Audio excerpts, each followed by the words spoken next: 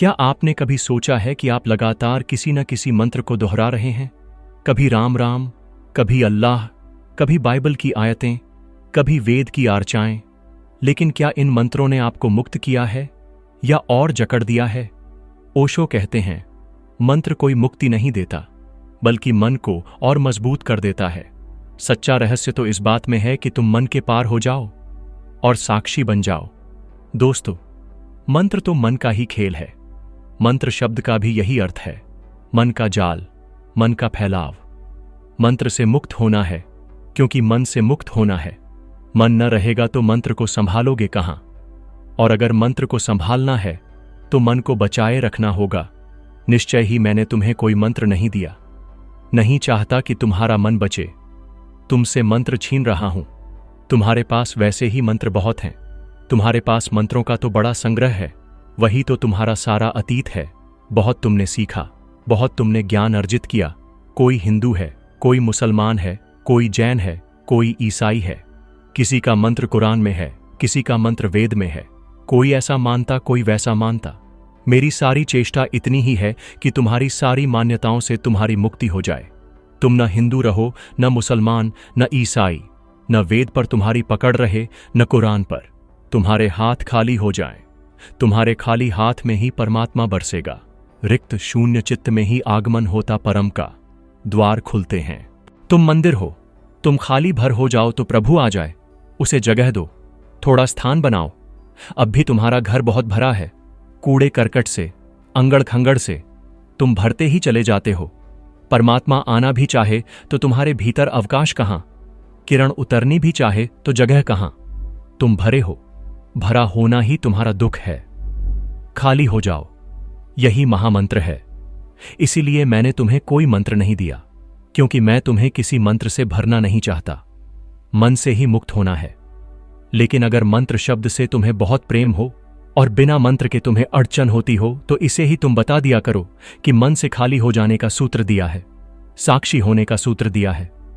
कुछ रटने से थोड़े ही होगा कि तुम राम राम राम राम दोहराते रहो तो कुछ हो जाएगा।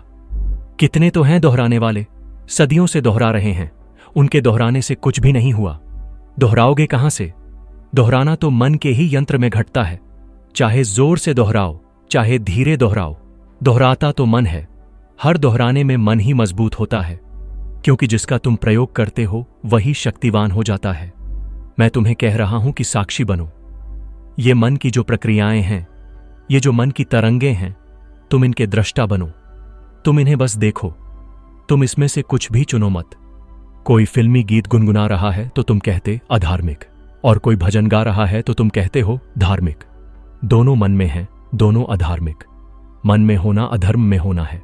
उस तीसरी बात को सोचो जरा। खड़े हो। मन चाहे फिल्मी गीत गुनगुनाए और चाहे राम कथा। तुम दृष्टा हो। तुम सुनते हो, देखते हो। तुम तादात्म्य नहीं बनाते। तुम मन के साथ जुड़ नहीं जाते। तुम्हारी दूरी, तुम्हारी असंगता कायम रहती है। तुम देखते हो मन को ऐसे ही जैसे कोई राह के किनारे खड़े हुए चलते हुए लोगों को देखे। साइकिलें, गाड़ियां, हाथी, घोड़े, कारें, ट्रक, बसें। तुम राह के किनारे खड़े देख रहे हो। तुम दृष्टा हो। अष्टावक्र का भी सारा सार एक शब्द में है, साक्षी। मंत्र तो बोलते ही तुम करता हो जाओगे। बड़ा सूक्ष्म कर्तृत्व है, लेकिन है तो। मंत्र पढ़ोगे, प्रार्थना करोगे, पूजा करोगे, करता हो जाओगे। बात थोड़ी बारीक है। थोड़ा प्रयोग करोगे तो ही स्वाद आना शुरू होगा। जो चल रहा है, जो हो रहा है, वही काफी है। अब और मंत्र जोड़ने से कुछ अर्थ नहीं है। इसी में जागो। इसको ही देखने वाले हो जाओ। इससे संबंध तोड़ लो। थोड़ी दूरी, थोड़ा अलगाव, थोड़ा फासला पैदा कर लो। इस फासले में ही तुम देखोगे मन मरने लगा। जितना बड़ा फासला, उतना ही मन का जीना मुश्किल हो जाता है। जब तुम मन का प्रयोग नहीं करते तो मन को ऊर्जा नहीं मिलती। जब तुम मन का सहयोग नहीं करते तब तुम्हारी शक्ति मन में नहीं डाली जाती। मन धीरे धीरे सिकुड़ने लगता है। यह तुम्हारी शक्ति से मन फूला है, फला है। तुम ही इसे पीछे से सहारा दिए हो। एक हाथ से सहारा देते हो, दूसरे हाथ से कहते हो कैसे छुटकारा हो इस दुख से, इस नर्क से। तुम सहारा देना बंद कर दो। इतना ही साक्षी का अर्थ है। मन को चलने दो अपने से। कितनी देर चलता है? जैसे कोई साइकिल चलाता है तो पैडल मारता तो साइकिल चलती है। साइकिल थोड़े ही चलती है। वह जो साइकिल पर बैठा है वही चलता है। साइकिल को सहारा देता जाता है, साइकिल भागी चली जाती है। तुम पैडल मारना बंद कर दो, फिर देखें साइकिल कितनी देर चलती है। थोड़ी बहुत चल जाए, 10-50 कदम पुरानी दी गई ऊर्जा के आधार पर, लेकिन ज्यादा देर न चल पाएगी, रुक जाएगी। ऐसा ही मन है। मंत्र का तो अर्थ हुआ पैडल मारे ही जाओगे। पहले भजन या फिल्म का गीत गुनगुना रहे थे, अब तुमको किसी ने मंत्र पकड़ा दिया, दोहराओ ओम राम, उसे दोहराने लगे, दोहराना जारी रहा। पैडल तुम मारते ही चले जाते हो। प्रक्रिया में जुड़ जाना मन को बल देना है। तो अगर तुम्हें मंत्र शब्द बहुत प्रिय हो तो यही तुम्हारा मंत्र है, महामंत्र, कि मन से पार होकर साक्षी बन जाना है। ओशो अक्सर एक बहुत सरल लेकिन गहरी मिसाल दिया करते थे। वे कहते थे, मंत्र मन के लिए वही है जो साइकिल के लिए पैडल है। अगर तुम पैडल मारना बंद कर दो तो साइकिल थोड़ी दूर तक चल सकती है, लेकिन फिर रुक जाएगी। ऐसे ही अगर तुम मन को ऊर्जा देना बंद कर दो तो मन भी थोड़ी देर बाद शांत हो जाएगा। ओशो बताते हैं कि इंसान ने सदियों से यही गलती की है। वह सोचता है कि अगर वह मंत्र जपेगा, अगर वह शब्दों को बार बार दोहराएगा तो उसे मुक्ति मिल जाएगी। लेकिन असल में वही दोहराव मन की पकड़ को और मजबूत बना देता है। ओशो ने एक जगह कहा, मेरे पास एक साधु आया, वह 40 साल से राम राम जप रहा था। वह बोला, मैंने इतने वर्षों तक मंत्र जपा, फिर भी भीतर शांति क्यों नहीं आई? ओशो ने हंसते हुए उत्तर दिया, क्योंकि तुमने मन को ही ऊर्जा दी है। तुम्हारा सारा ध्यान शब्दों पर था, मौन पर नहीं। तुम राम के शब्द को पकड़े रहे, लेकिन उस मौन को कभी नहीं देखा जो शब्दों के बीच रहता है।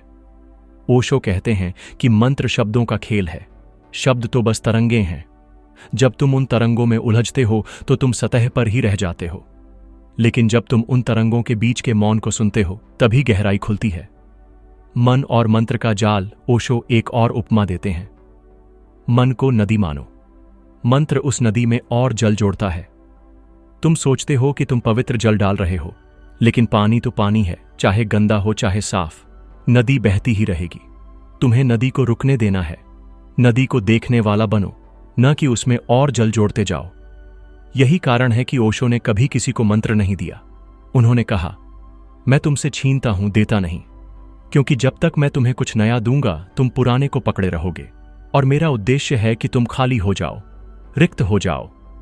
खालीपन का महत्व ओशो कहते हैं, मनुष्य मंदिर है, लेकिन तुम्हारा मंदिर सामान से इतना भरा है कि वहां ईश्वर प्रवेश ही नहीं कर सकता।